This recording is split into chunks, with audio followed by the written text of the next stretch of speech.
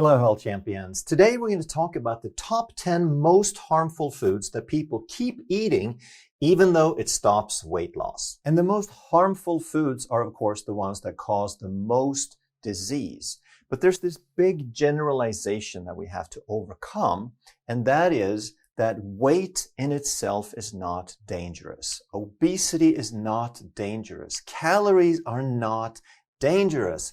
It is the factors that cause overeating that are dangerous. They are the ones that create the metabolic disease. And we also have to understand a lot more about this word overeating. It's a very emotional word because skinny people blame obese people, overweight people for overeating. And the overweight people feel guilty because they feel like after hearing it so many thousand times that there's probably just something wrong with me that makes me overeat. And they think that it has to do with willpower and character and determination, as if that was something that we had complete conscious control over. And nothing could be further from the truth. Yes, willpower is important, but it has very little to do with this overeating, because the overeating is caused by certain factors. And those are the ones we have to understand. So one of them is stress. When your body is in a state of stress, when you have a lot of chronic stress, your body is looking for emergency fuel. And emergency fuel is carbohydrates. Sugars convert faster, not better, but faster into emergency energy. So if you're stressed, your body releases a hormone called cortisol that's going to increase blood sugar and make you go look for foods with sugar in them. Another huge factor for overeating is that certain foods have addictive properties. There are sugar receptors that act like opiate receptors in the brain and can be very, very highly addictive. And another factor we have to understand is insulin, because insulin is a hormone that determines a lot of behavior in how the body stores fat, but also about hunger and how we go looking for food. So we're going to do a countdown of 10 foods and we'll compare them. The first one is going to be ketchup. And in that category, we also include other condiments like barbecue sauce and other sugary dipping sauces that you get in restaurants and in fast food places. And very often, these are going to have, the first ingredient is going to be either sugar or high fructose corn syrup. But to really understand why these foods are so harmful, we're going to compare them on different characteristics, and we're going to give them a score from 1 to 5. And if you enjoyed these graphics and you'd like to have your own copy, then I created a PDF and there's a link down below where you can go and get it. So the first characteristic is, to what degree does the food spike insulin? And with these condiments, it is relatively low, and it's because sugar doesn't spike as much as some other carbohydrates, and also condiments typically mean that you eat them together with something else that might have protein or fat. So that kind of buffers the effects of the sugar in these condiments. So it doesn't make them great, but it lessens the effect a little bit. The second characteristic is, does it cause a fatty liver? And we're going to talk about why sugar is more devastating than other carbohydrates. So even though it's not the main thing you eat, it still contributes a good bit to a fatty liver. And another thing is, does it make you hungry? Does eating this food want you to have more other food, to overeat other things? And these condiments, because you eat them with other things, it's not a huge factor there. The quantity that you're eating, if you're going to eat enormous quantities of this food, that's going to make it worse. And with condiments, you're not going to eat them as the main course. They're just a little add-on. And another thing is the guise of being a healthy food. So that means guise is the appearance or the presentation, the general perception that we have of that food. Because if something is bad and we think it's healthy, then that's extra devastating because a lot of people are going to go try to eat more of it. But I don't think anyone thinks of condiments as healthy, but I don't think that they think of avoiding them either. So condiments are not the worst thing in the world, but it's something you need to be aware of, that if you are sensitive to weight and to insulin, then these are things that can tip the scale against you. So let's understand a little bit more about insulin, because a lot of people know the very basics, that insulin has something to do with blood sugar and insulin resistance.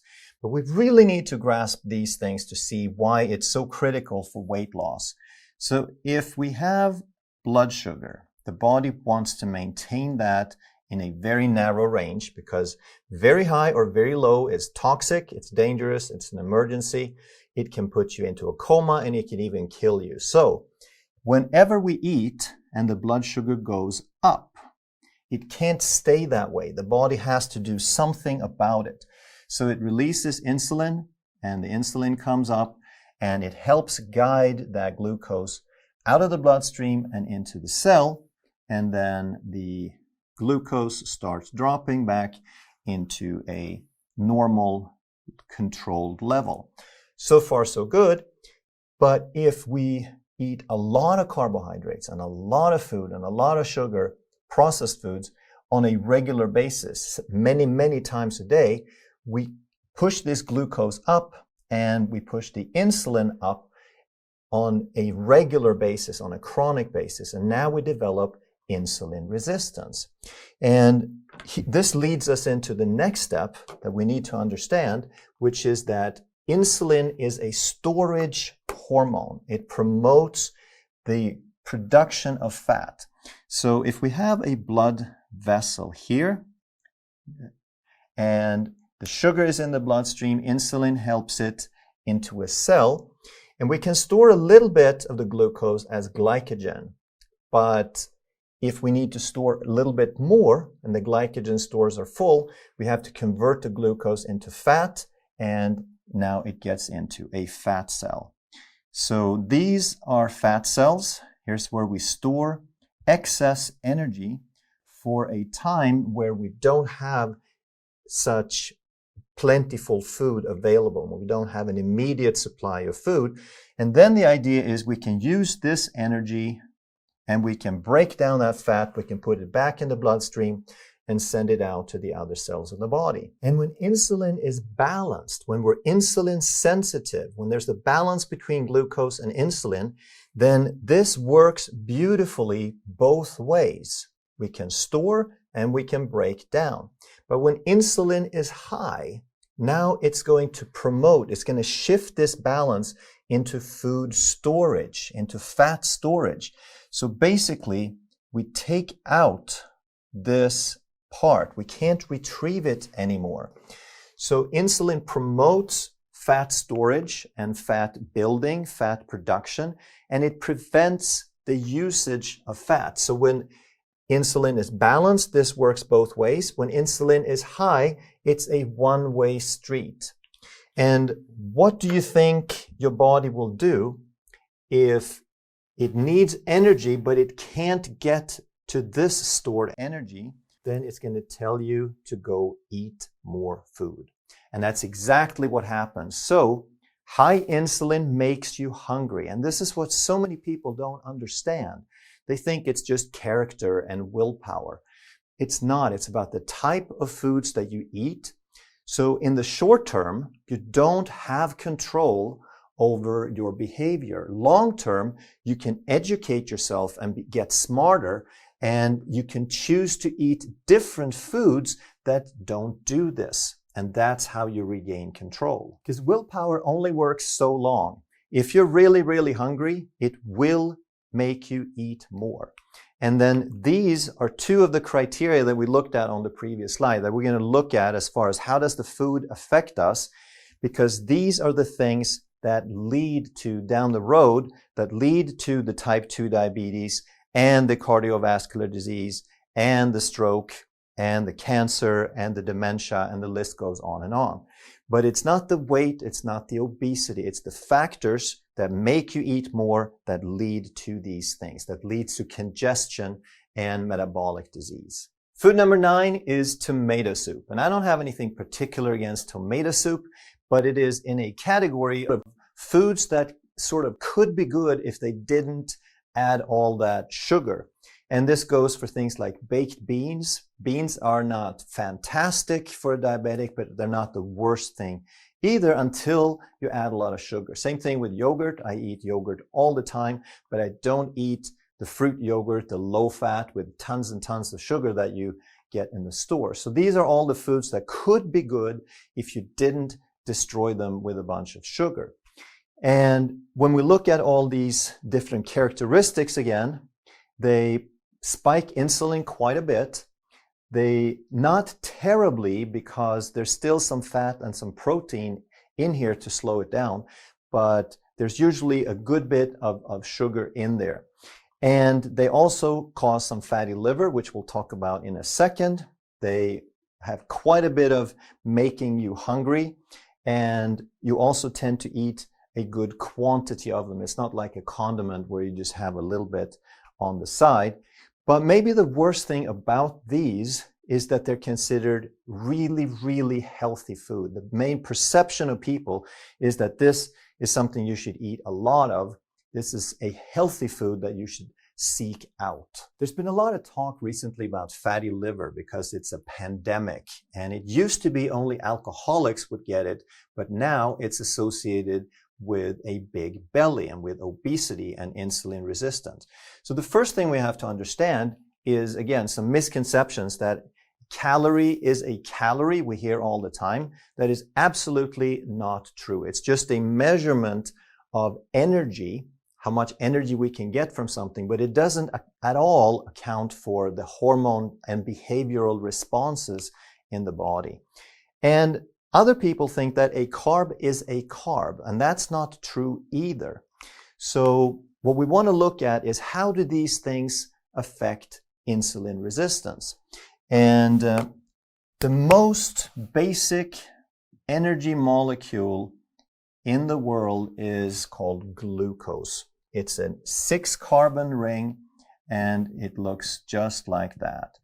This is the most universal molecule there is, because bacteria can consume it. Every organ in your body can use glucose.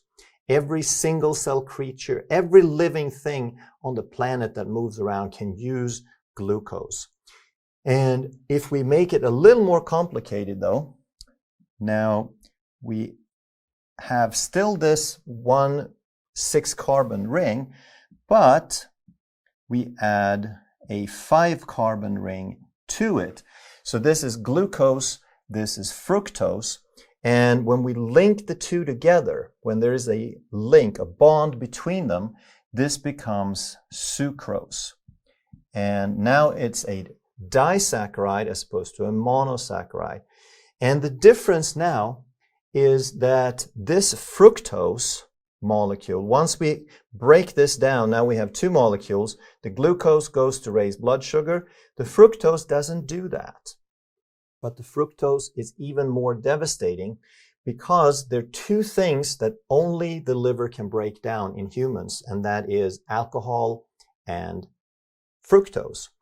So that's why a little bit or a little extra alcohol or fructose can very quickly overwhelm the liver and cause a fatty liver. So when I say a carb is not a carb, most carbs are glucose, but sugar is different, and it very quickly clogs up your liver because all your organs, every cell can use glucose, but they can't use fructose, and that is the difference. Now, if the other type of carb that we talk about a lot is starch, and oftentimes they call this a complex carb, and they say that this is good. So if we start linking these glucose molecules together, again, no fructose, just glucose in endless change, and we can link these hundreds and thousands and tens of thousands. This is what glycogen looks like. This is what starch looks like.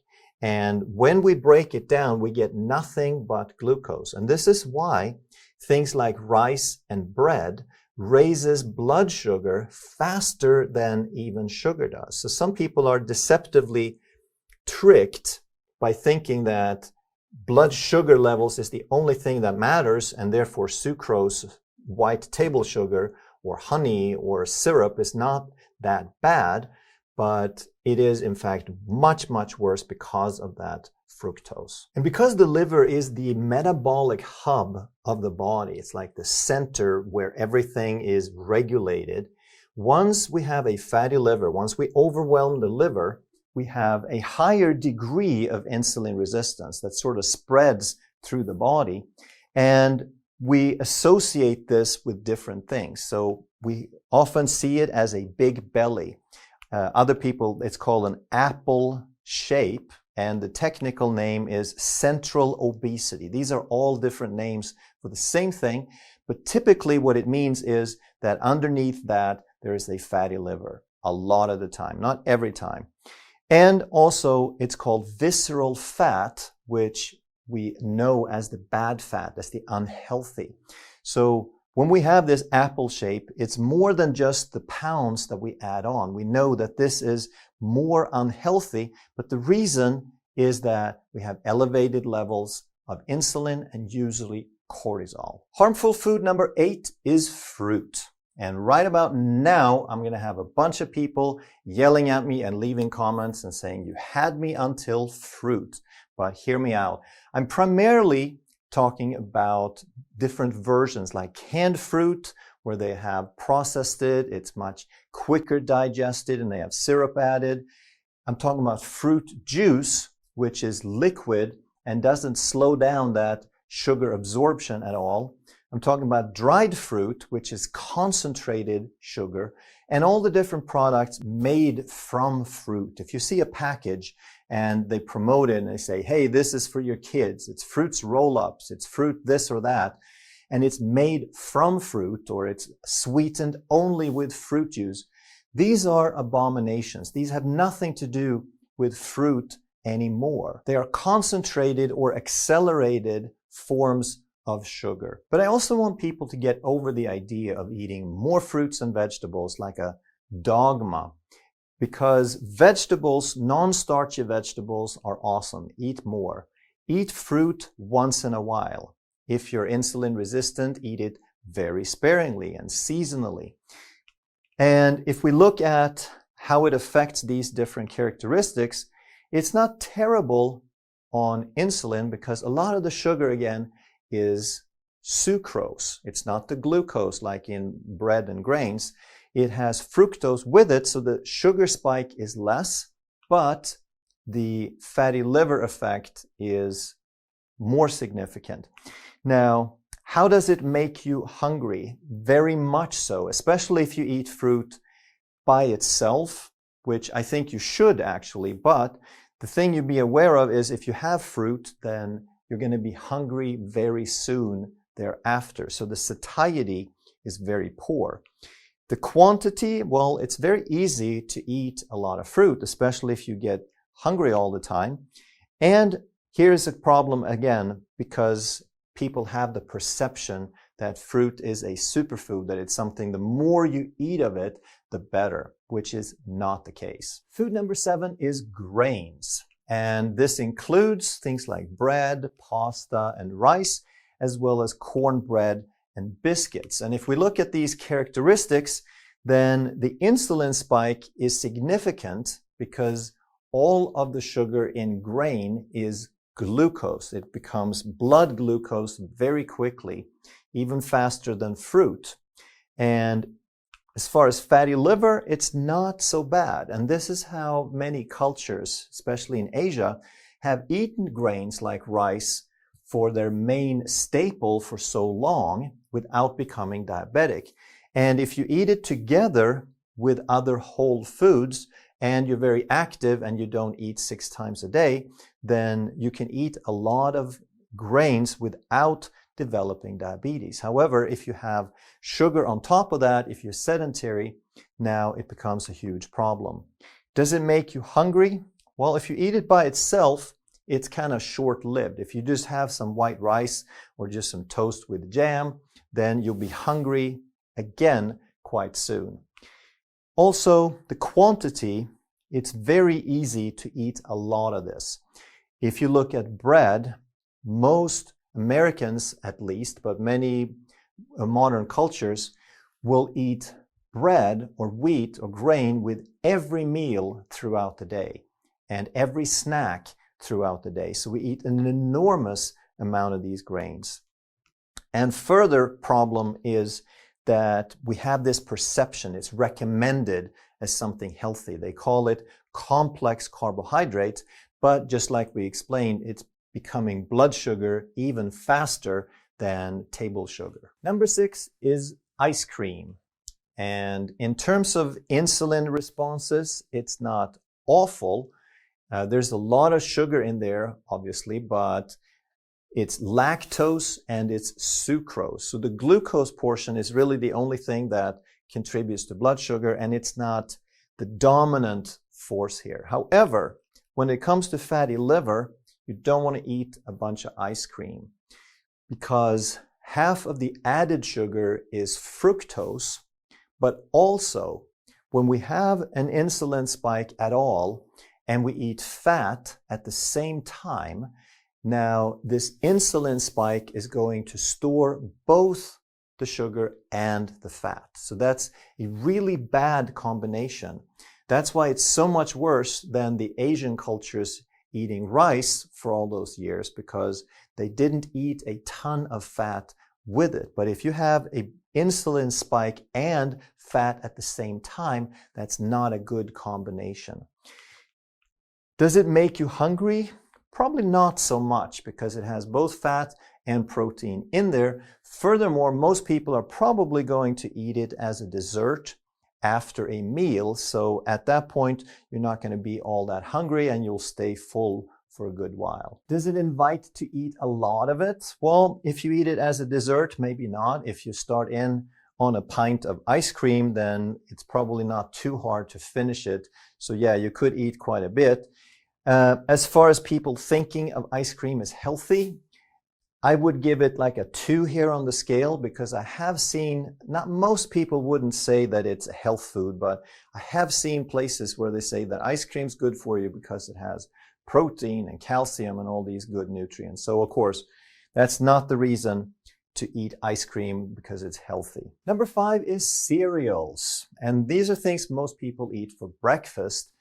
And this includes adult cereals, kids cereals, granola, and also things like instant oatmeal. They're highly processed grains and cereals. And in doing that, of course, they create a lot of insulin response. The spike, the blood sugar and insulin spike are significant because their foundation is entirely glucose, and then they add sucrose to that. Can it cause fatty liver? Absolutely, because of the added sugar. So if you have something like steel-cut oats, that wouldn't be significantly contributing to a fatty liver, whereas all the stuff with a lot of sugar added definitely will. And granola is just as sugary as everything else. The only type of granola would be like what I use. If I have yogurt, I'll sprinkle on nothing but nuts and seeds, which is completely different because it's not a grain at all. And does it make you hungry? Well, it kind of depends on what you have with it. If you were to have like whole fat milk or even half and half with it, then the fat would keep you much longer. But if you have just cereal, like a low-fat cereal with low-fat milk, then it's going to make you hungry. It's not going to satiate you hardly at all. Quantity, it's pretty easy. Most people eat significant amounts of these for breakfast. And again, it depends on what type you're talking about. Most people think granola is a health food. They think adult cereal is a health food and oatmeal is a health food, but they think kid cereals, yeah, those are bad. But there's not all that much difference between the two. The kid cereals are definitely worse, but these are not anything that you would want to eat. Number 4 is candy. So here we have things like chocolate and hard candy, and there's hundreds of different varieties, anything in the candy aisle basically. And they have not the worst insulin spike because, again, sugar is half fructose. It's absorbed slower, but it has to be processed through the liver. And therefore, it's a contributing factor to fatty liver. Does it make you hungry? Yes, absolutely. And anytime that you snack on this, you kind of set your taste buds, and it's not satiating at all. So you're going to first you're going to destroy your appetite, but then very soon thereafter, you're going to eat more. Quantity, that's maybe the only redeeming factor here, because candy makes you feel so bad. You get dry mouth, your teeth start being covered with film. So it's kind of self-limiting in that sense. Now, of course, if you eat a little bit first and then a little bit 30 minutes later, the quantity can still add up. And of course, I don't think anyone would think of candy as healthy. Number 3 is mixed drinks. And these are things like margaritas and daiquiris and any sweet, colorful drink that you would get in a restaurant. They're super, super tasty. They're very addictive, but they're everything but good for you. So the insulin spike is there, but it's not the worst. Can they cause fatty liver? Here, we're going almost off the scale. And why is that? Because the 2 worst things for a fatty liver is alcohol and fructose. And mixed drinks have high amounts of both of them. There are no other carbohydrates to speak of except trace amounts in the fruit. It's all added sugar and alcohol. It is a double whammy on that liver. How about making you hungry? Well, here's where alcohol is a little different. The alcohol doesn't have an impact per se, but because it lessens your judgment, because it releases inhibitions, what happens for a lot of people is they get the munchies. And after the party, so if you're on a cruise and you eat and you drink, typically after a couple of hours, you will still feel like going to that midnight buffet and get that ice cream and the pizza and so forth. So the alcohol sort of lessens your judgment, and it increases your cravings a little bit later very often. In terms of quantity, it's a little bit self-limiting because as you get intoxicated, then you sort of sets its own limit. And again, I don't think anyone would ever think of mixed drinks as healthy, we hope. Number 2 is pastries. So here we have all of these baked things with waffles, pancakes, and syrup. We have cake, muffins, donuts, Danish rolls, etc., etc. So do these things spike insulin? Yes, absolutely, because now we get the combination of sugar and starch, and we get it in large quantities. Do they cause a fatty liver? Again, off the chart. And why is that? Because these things contain all of the bad stuff. We have the grain, which is the processed starch. We have the sugar, which has the fructose, and very often also high fructose corn syrup, which is even worse because instead of the glucose and fructose being tied together, now they're separate in a syrup. And now you get all the bad from the glucose and all the bad from the fructose, but you get it faster. So the glycemic index and the glycemic spike is much worse. But on top of that, these things have fat in them. And like I said, if you trigger insulin and you eat fat at the same time, you're going to store both carbs and fat. And not only that, but they very often contains the bad fats, the highly processed, highly oxidized omega-6 fats from so-called vegetable oils, which also make insulin resistance and fatty liver even worse. So they do tend to fill you up a bit, but not for very long. The quantity, you can eat a lot of these things, of course, and I would hope almost that nobody thought of these things as healthy. And it might come as a shock to people overseas that in North America, people actually eat these things for breakfast. They think of them as food. If you go to a hotel buffet, then you're basically going to get nothing but this. You're going to get waffles and pancakes and muffins and toast and pastries. And they think of this as food, unfortunately. So in terms of health perception, I would have hoped that it was almost at zero, but as much as you see this being served for breakfast, I don't think that the message has gotten out to a lot of people. But then there's going to be a lot of people say that, oh, this is nonsense. My grandfather ate this stuff. He lived to 100. Or I eat this all the time and I don't have any of those problems that you're talking about. Well, if we look at these same foods as an example, and we compare two different people. So if we take an athlete in his 20s or her 20s, then those same numbers might be significantly shrunken. These may not affect them the same way at all because they're younger and they're active, so they can get away with a lot more stuff. But the time to understand this, there's nothing about this that is good for you or beneficial or that your body needs. And if you understand that now, then you never have to develop problems in the future.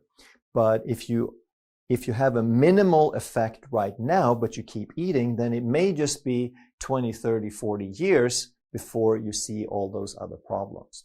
Or it could be that you're just very genetically blessed and you're not going to have significant problems, but by avoiding these, you would still have a much better quality of life and feel much better. However, if we contrast this athlete with someone who is middle-aged or a little older and who has type 2 diabetes, now these same effects, these same markers, characteristics, might be completely off the scale. So we have to understand that symptoms and how we feel are not everything, but also that we are individuals with different genomes, different past, different activity levels, and we have to start accounting for all that. And the number one most harmful food that people keep eating, even though it stops weight loss, is soda.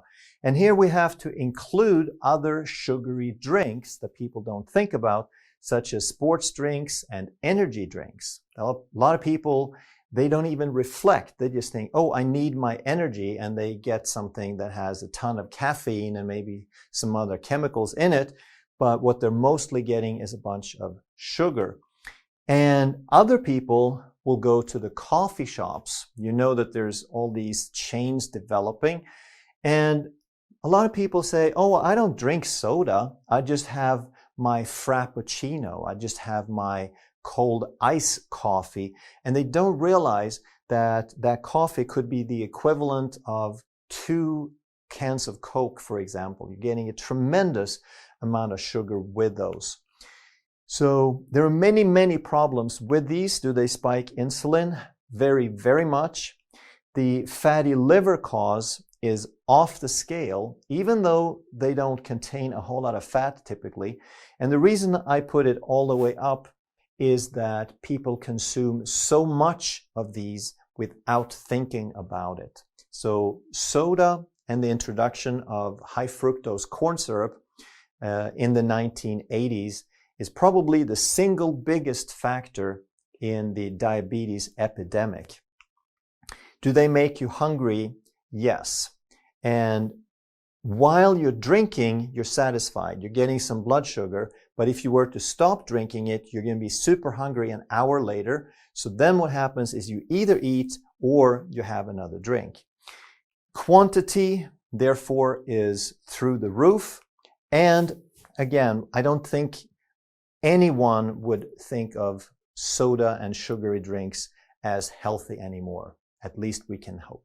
And again, if you want your own PDF of this slide presentation, you can get your copy down below. If you enjoyed this video, you're going to love that one. And if you truly want to master health by understanding how the body really works, make sure you subscribe, hit that bell, and turn on all the notifications so you never miss a life-saving video.